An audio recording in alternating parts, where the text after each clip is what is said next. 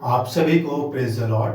आज हम नीति वचन और उसका 14वें चैप्टर से हम बाइबल रीडिंग स्टार्ट करेंगे और उसके बाद मत्ती रचित सुसमाचार और उसका 14 चैप्टर तक बाइबल रीडिंग करेंगे। मैं फ्रांसिस जोसेफ और मेरी टीम की तरफ से बाइबल रीडिंग हिंदी ऑडियो में मैं आप सभी का स्वागत करता हूँ। आइए हम प्रार्थना में चलें। धन्यवाद धन्यवाद धन्यवाद धन्यवाद करते हैं आपका पिता परमेश्वर। थैंक यू गॉड कि खुदा आपने एक बार फिर मौका दिया बाइबल रीडिंग करने का।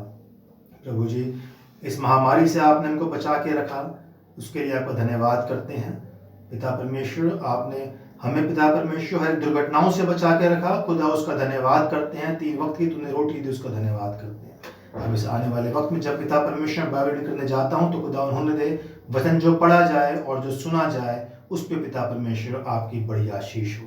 इस प्रार्थना को मांगते हैं यीशु मसीह के नाम से, आमीन। बाइबल रीडिंग स्टार्ट करते हैं नीति वचन उसके 14वें चैप्टर से। हर बुद्धिमान स्त्री अपने घर को बनाती है, पर मूढ़ स्त्री उसको अपने ही हाथ से ढा देती है। जो सिधाई से चलता वह यहोवा का भय मानने वाला है, परंतु जो टेढ़ी चाल चलता वह उसको तुच्छ जानने वाला ठहरता है। मूढ़ के मुंह में गर्व का अंकुर है, परंतु बुद्धिमान लोग अपने वचनों के द्वारा रक्षा पाते हैं। जहां बैल नहीं वहां गौशाला स्वच्छ तो रहती है, परंतु बैल के बल से अनाज की बढ़ती होती है। सच्चा साक्षी झूठ नहीं बोलता, परंतु झूठा साक्षी झूठी बातें उड़ाता है। ठट्टा करने वाला बुद्धि को ढूंढता परंतु नहीं पाता, परंतु समझ वाले को ज्ञान सहज से मिलता है। मूर्ख से अलग हो जा, तू उससे ज्ञान की बात ना पाएगा। चतुर की बुद्धि अपनी चाल का जनना है, परंतु मूर्खों की मूर्खता छल करना है। मूढ़ लोग पाप का अंगीकार करने को ठट्टा जानते हैं, परंतु सीधे लोगों के बीच अनुग्रह होता है। मन अपना ही दुख जानता है और परदेसी उसके आनंद में हाथ नहीं डाल सकता। दुष्टों के घर का विनाश हो जाता है, परंतु सीधे लोगों के तंबू में आबादी होती है। ऐसा मार्ग है जो मनुष्य को ठीक जान पड़ता है, परंतु उसके अंत में मृत्यु ही मिलती है। हंसी के समय भी मन उदास होता है और आनंद के अंत में शोक होता है। जिसका मन ईश्वर की ओर से हट जाता है वह अपनी चाल चलन का फल भोगता है, परंतु भला मनुष्य अपनी ही आप संतुष्ट होता है। भोला तो हर एक बात को सच मानता है, परंतु चतुर मनुष्य समझ बूझ कर चलता है। बुद्धिमान डर कर बुराई से हटता है, परंतु मूर्ख ढीठ होकर निडर रहता है। जो छठ क्रोध करे वह मूर्खता का काम भी करेगा, और जो बुरी युक्तियां निकालता है उससे लोग बैर रखते हैं। भोलों का भाग मूर्खता ही होता है, परंतु चतुरों को ज्ञान रूपी मुकुट बांधा जाता है। बुरे लोग भलों के सम्मुख और दुष्ट लोग धर्मी के फाटक पर दंडवत करते हैं। निर्धन का पड़ोसी भी उससे घृणा करता है, परंतु धनी के बहुतेरे प्रेमी होते हैं। जो अपने पड़ोसी को तुच्छ जानता वह पाप करता है, परंतु जो दीन लोगों पर अनुग्रह करता वह धन्य होता है। जो बुद्धि युक्ति निकालते हैं क्या वह भ्रम में नहीं पड़ते, परंतु भले युक्ति निकालने वालों से करुणा और सच्चाई का व्यवहार किया जाता है। परिश्रम से सदा लाभ होता है, परंतु बकवाद करने से केवल घटी होती है। बुद्धिमानों का धन उनका मुकुट ठहरता है, परंतु मूर्खों की मूर्खता नीरी मूर्खता है। सच्चा साक्षी बहुतों के प्राण बचाता है, परंतु जो झूठी बातें उड़ाया करता है उससे धोखा ही होता है। यहोवा के भय मानने वाले को दृढ़ भरोसा होता है और उसके पुत्रों को शरण स्थान मिलता है। यहोवा का भय मानना जीवन का सोता है और उसके द्वारा लोग मृत्यु के फंदों से बच जाते हैं। राजा की महिमा प्रजा की बहुतायत से होती है, परंतु जहां प्रजा नहीं वहां हाकिम का नाश हो जाता है। जो विलंब से क्रोध करने वाला है वह बड़ा समझ वाला है, परंतु जो अधीर है वह मूर्खता की बढ़ती करता है। शांत मन तन का जीवन है, परंतु मन के जलने से हड्डियां भी जल जाती हैं। जो कंगाल पर अंधेर करता वह उसके कर्ता की निंदा करता है, परंतु जो दरिद्र पर अनुग्रह करता वह उसकी महिमा करता है। दुष्ट मनुष्य बुराई करता हुआ नष्ट हो जाता है, परंतु धर्मी को मृत्यु के समय भी शरण मिलती है। समझ वाले के मन में बुद्धि का वास किए रहती है, परंतु मूर्खों के अंत कारण में जो कुछ है वह प्रकट हो जाता है। धर्मी जाति की बढ़ती धर्म ही से होती है, जाति की बढ़ती धर्म ही से होती है, परंतु पाप से देश के लोगों का अपमान होता है। जो कर्मचारी बुद्धि से काम करता है उस पर राजा प्रसन्न होता है, परंतु जो लज्जा के काम करता उस पर वह रोष करता है। नीति वचन उसके 14वें चैप्टर के बाद हम पढ़ेंगे मती उसका 14 चैप्टर। उस समय चौथाई देश के राजा हेरोदेस ने यीशु की चर्चा सुनी और अपने सेवकों से कहा, यह यूहन्ना बपतिस्मा देने वाला है, वह मरे हुओं में से जी उठा है, इसीलिए उससे सामर्थ के काम प्रकट होते हैं।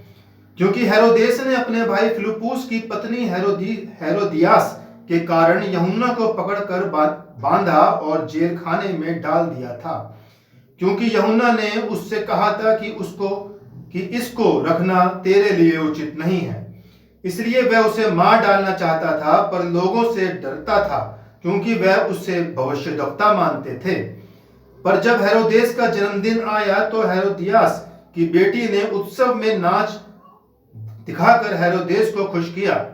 इस पर उसने शपथ खाकर वचन दिया, जो कुछ तू मांगेगी मैं तुझे दूंगा।